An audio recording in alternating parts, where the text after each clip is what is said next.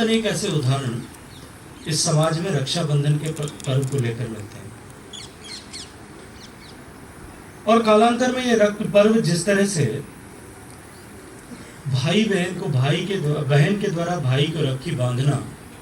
और उससे रक्षा का संकल्प लेना थोड़ा थोड़ा भ्रमित होकर के और सिर्फ पारिवारिक और बहन और भाई के उत्सव के रूप में प्रचलित हो गया। लेकिन यदि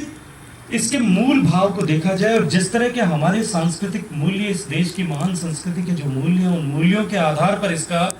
अध्ययन किया जाए तो ये जो रक्षाबंधन का त्योहार है, ये मूल रूप से संकल्प को दोहराने का त्योहार है। हम सबके परिवार में भी, आप सबको भी अपनी बहनों ने इस युवावस्था तक आप पहुंचे, इस अवस्था तक आने तक कई बार हर साल लगभग रक्षा सूत्र बांधे होंगे और सारी बहनों ने बांधे होंगे।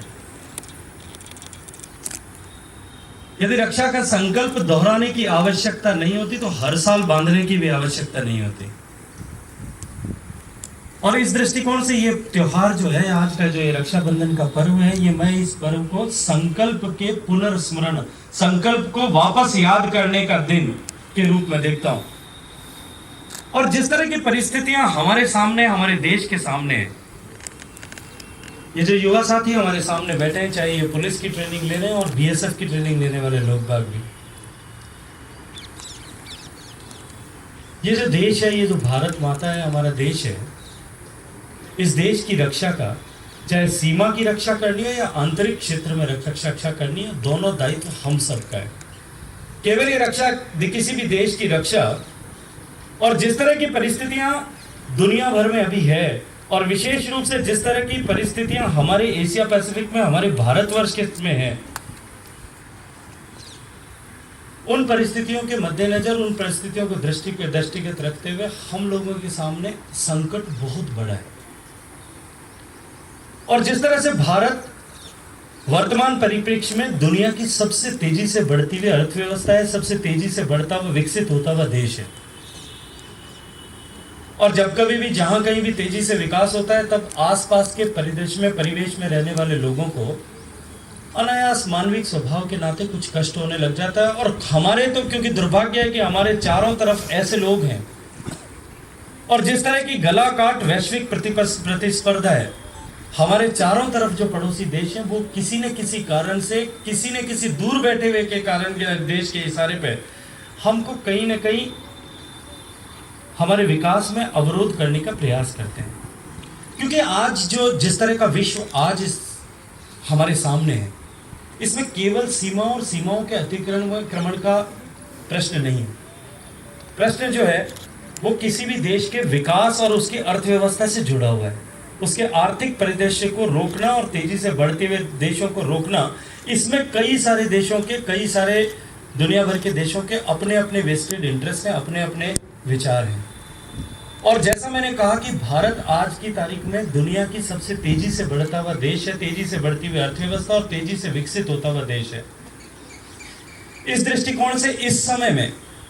हम सब लोगों के लिए सुरक्षा का प्रश्न जो है वो और अधिक विचारणीय और चिंतनीय है। और जब सुरक्षा का विषय यदि मैं चर्चा करता हूं तो केवल सीमाओं की सुरक्षा से किसी देश का विकास का प्रश्न जुड़ा हुआ नहीं है। जिस तरह का वायुमंडल पूरे देश भर में है, हमारे विकास को अवरुद्ध करने के लिए केवल हमारी सीमाओं पर से आक्रमण हो, यह आवश्यक नहीं है। निश्चित रूप से इस देश की जो सेना है वो बहुत ताकतवर सेना, और जिस तरह से देश की सीमा के रक्षा का काम हमारी पैरामिलिट्री फोर्सेस, चाहे बीएसएफ है, आईटीबीपी है, और या इस तरह की सब जो भी सशस्त्र सेना बल है, सारी सेना की जो पैरामिलिट्री फोर्सेस की इकाइयां, वो सब लोग बहुत सुनियोजित तरीके से और बहुत सुंदर तरीके से करती भी हैं। हमारी सेना भी जो है पीछे की पंक्ति में खड़ी हुई पूरी ताकत के साथ में खड़ी है। लेकिन देश में आंतरिक परिस्थितियों में देश को अस्थिर करके और जिस प्रगति के पथ पे जा रहा है उसको रोकने की दिशा में जिस तरह के काम हो रहे हैं, आतंकवाद की घटना 1971 के युद्ध के बाद में जब हमारे शत्रु को इस बात का एहसास और विश्वास हो गया कि अब प्रत्यक्ष युद्ध में हिंदुस्तान की सेना से पार पाना किसी भी तरह से संभव नहीं है, तो उन्होंने खुद के और जो लोग उनके माध्यम से अनेक देशों के कुत्सित इरादों को पूरा करने के लिए, इस देश को अस्थिर करने के लिए अनेक तरह की गतिविधियां प्रारंभ की, आतंकवाद की गतिविधि यहाँ चल रही है। हमारे आर्थिक प्रगति को रोकने के लिए देश में फेक करेंसी को लाके, नकली नोटों को की खेप लाके और उसको रोकने की कवायद चल रही है। हम लोग सीमांत क्षेत्र से आते हैं,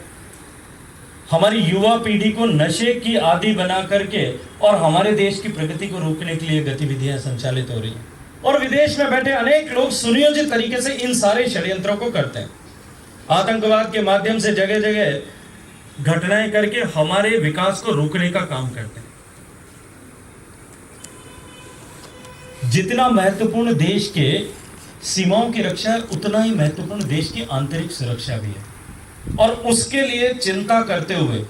हम सब लोगों को इस संकल्प के दिवस पे, जो है संकल्प के पुनर्स्मरण के दिवस पे, हम सब लोगों को भी हमारा जो दायित्व इस वर्तमान समय में इस देश के प्रगति में सहभागी बनने और इस देश के विरोधी जितनी भी ताकतें हैं उन सबको रोकने के लिए हमारा जो व्यक्तिगत रूप से संकल्प है, हमारा जो व्यक्तिगत रूप से कर्तव्य है, उसके संकल्प का हम लोग पुनर्स्मरण करें। इस दृष्टिकोण से रक्षाबंधन का त्योहार हम लोग हमेशा बॉर्डर सिक्योरिटी फोर्स के साथ में मनाते हैं।